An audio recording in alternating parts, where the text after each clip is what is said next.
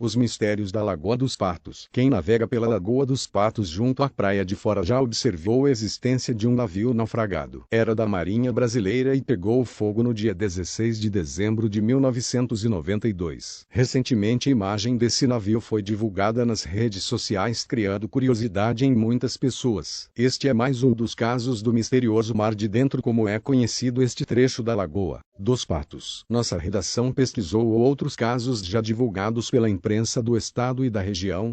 Formada pelas águas do Guaíba, a Lagoa dos Patos já foi mar de verdade há 11 mil anos. A lagoa no trajeto entre Guaíba e Tapes é cenário de muitos fatos inexplicáveis que vão de navios invisíveis aos radares, a bolas de fogo que são vistos pelas tripulações das embarcações aos finais de tarde. Conhecida pelos pescadores como Mar de Dentro, a Lagoa dos Patos, nas proximidades de Tapes, também é uma espécie de Triângulo das Bermudas. Na região há pelo menos 5 cascos de navios que também naufragaram. O mais recente é do rebocador Arquiteto, que afundou em 2007. 15 anos antes, um incêndio iniciado na casa de máquinas levou à perda do navio oceanográfico da Marinha, Almirante Álvaro Alberto, cuja parte da estrutura ainda está à vista próximo à rota de navegação. Naufrágios e carcaças. Uma das embarcações mais modernas da Marinha Brasileira, um navio de pesquisa bem equipado, saiu de Porto Alegre e atravessava a Lagoa dos Patos rumo ao mar. Foi a última viagem do Álvaro Alberto, um navio oceanográfico que pegou fogo e hoje é um ferro velho encalhado bem no meio da lagoa. 20 horas de incêndio consumiram todos os equipamentos. Ninguém saiu ferido. Da embarcação, quase nada restou. Além do convés, só se vê um par de torres das águas turvas da lagoa. A Marinha diz que o incêndio teria começado na praça de máquinas e que o fogo não pôde ser controlado. O navio, que virou sucata, parece estar em mar aberto. A lagoa tem 280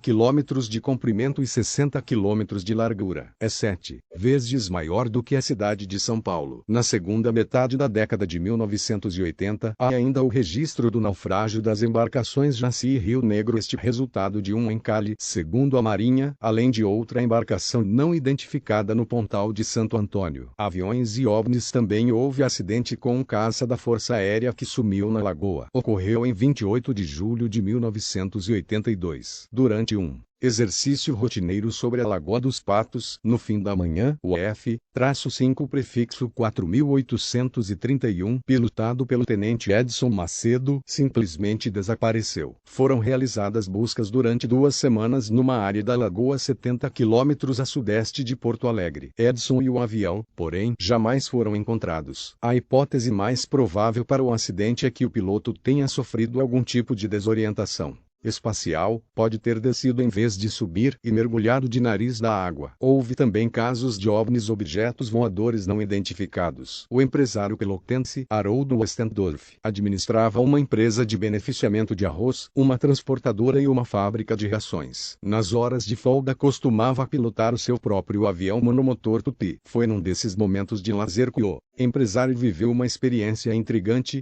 Às 9 horas, logo depois de tomar o café da manhã, ele decolou do aeroporto de Pelotas para mais um passeio. Às 10 horas e 15 minutos, quando sobrevoava a ilha de Saragonha, na Lagoa dos Patos, a cerca de 15 quilômetros do aeroporto, Westendorf deparou-se com um imenso objeto aéreo não identificado. Haroldo afirma que o objeto tinha uma base do tamanho de um estádio de futebol, com cerca de 100 metros de diâmetro e de 50 a 60 metros de altura. Diz ainda que tinha a forma de um cone, com os vértices arredondados. Por 12 minutos, o empresário permaneceu voando ao redor do OVNI, a uma distância de aproximadamente 100 metros. Deu 3 voltas ao redor da nave e pôde observar seus detalhes. Era feita de algo parecido com metal, com a parte inferior lisa e 8 vértices, que tinham cada um 3 saliências, como bolhas. A nave girava em torno de si própria e se deslocava em direção ao mar. Durante o tempo em que a testemunha permaneceu ao redor do OVNI, não percebeu nenhum movimento da nave que pudesse indicar uma reação hostil. De repente, a parte superior do OVNI se abriu bem na ponta, e dali saiu um disco voador na vertical, que em seguida se inclinou.